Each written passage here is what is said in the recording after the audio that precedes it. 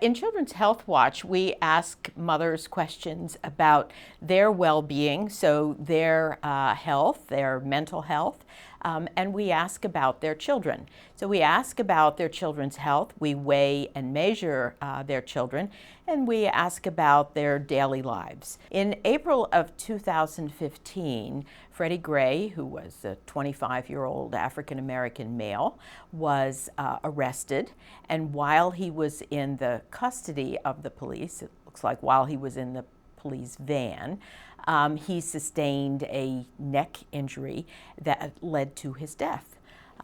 So following that, there was a civil unrest. There were fires, there were riots.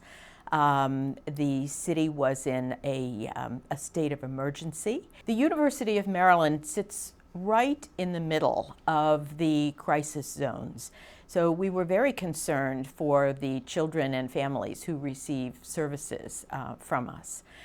We decided to ask families how the unrest impacted their daily lives. So we got ethical approval and added a questionnaire where we ask families about their sleeping, their eating, their shopping, their sense of safety, and how that affected them and their young children. We focus on children who are 3 and under, so these are really babies. What we found is that before the unrest, the rates of maternal depressive symptoms were approximately 21%. We then learned that during the time of the incident, from April through August of 2015, that the rates of maternal depressive symptoms increased. That means the number of women who reported depressive symptoms went up to 50% in those proximal neighborhoods. In the distal neighborhoods, they did not. They stayed about the same. Women who have depressive symptoms are less consistently responsive to their children. That's particularly damaging to very, very young children who are emotionally dependent on their moms for attachment, for a sense of security.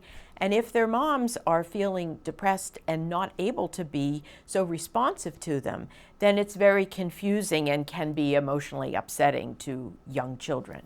I think that when there's a civil unrest, we tend to focus on what we see in the paper. We saw the fires, we saw the destruction of buildings, we saw some people being hauled off, but we really didn't see moms and their babies. And they're the social fabric of the community. And what this study shows is that they experienced harm as well. So it's to remember that the consequences of having the social injustice and then having this civil unrest is really very serious, and one that could last much longer than the time of the unrest.